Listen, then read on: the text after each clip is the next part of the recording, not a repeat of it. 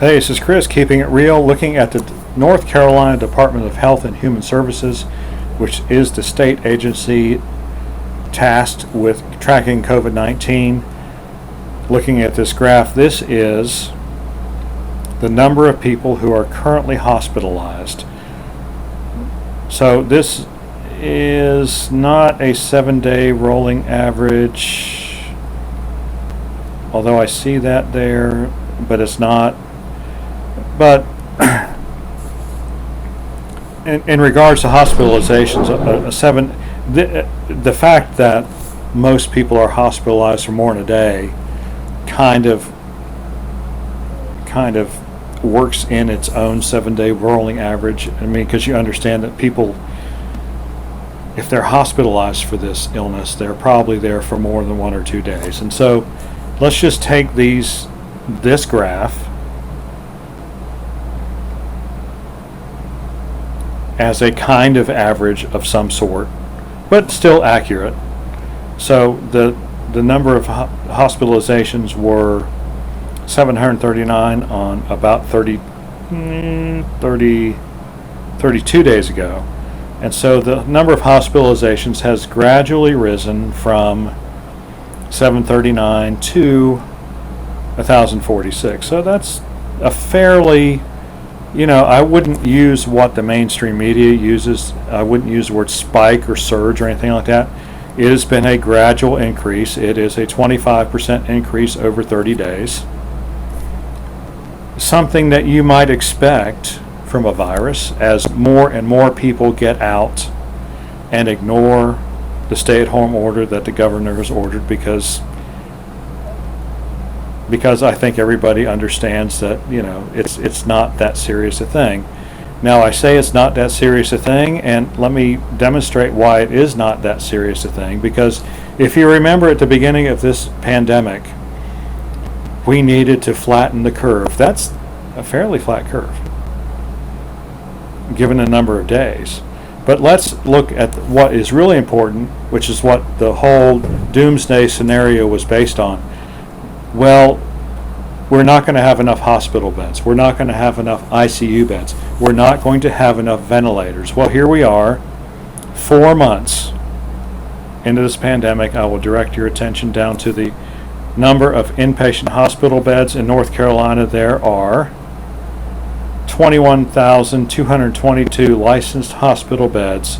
We are 80% full right now, which means, we're 78% full. Well, we don't really know, because there's some hospitals, I guess, that don't feel the need to report. So it's kind of hard to tell exactly, but let's just call it an 80-20 split. So 80% of hospital beds are full. We still have a 20% surplus of beds. And so what that means is there are 14,000 hospital beds in use. There are 4,000 actual beds available, and there are another 2,800 beds that could be available or are just not reported as available.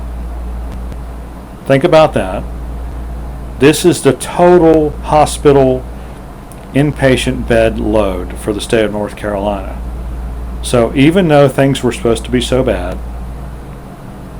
at least 22% of the beds in North Carolina hospitals are open and ready to accept patients.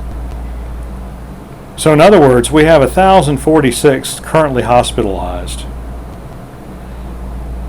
We have another 4,112 beds available. In other words, this pandemic could be 4 times as bad as it is right now, and we would just now be bumping up against not having any beds available. And I will remind you that these numbers include all the people, and you can pause it right there because this pop-up window doesn't stay there very long. This includes people who are in hospital beds for any reason whatsoever. So there are not, look here, 1,046.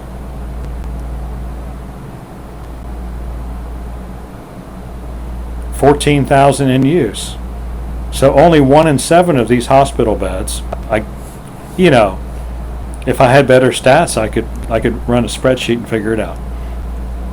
A similar result with ICU beds. And of course, this graph up here does not distinguish between inpatient hospital beds and intensive care ICU beds. But it may include some of these people, but it doesn't say, which that would just be too easy for us to figure out if they would include those statistics. We can infer something very important, though, from the use of ventilators. There are, it doesn't say.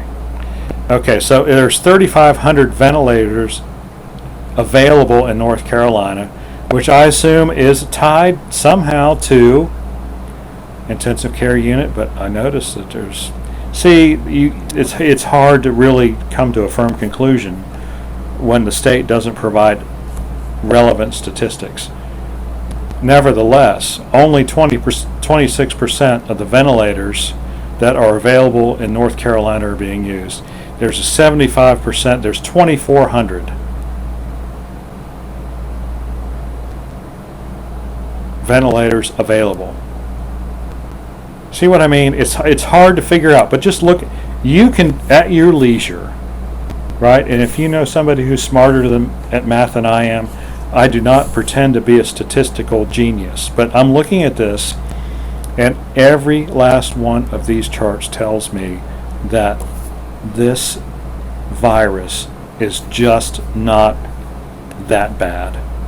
And in fact, I would go so far as to say that the people who said that this was not much worse than the flu, I think they're going to be borne out to be correct.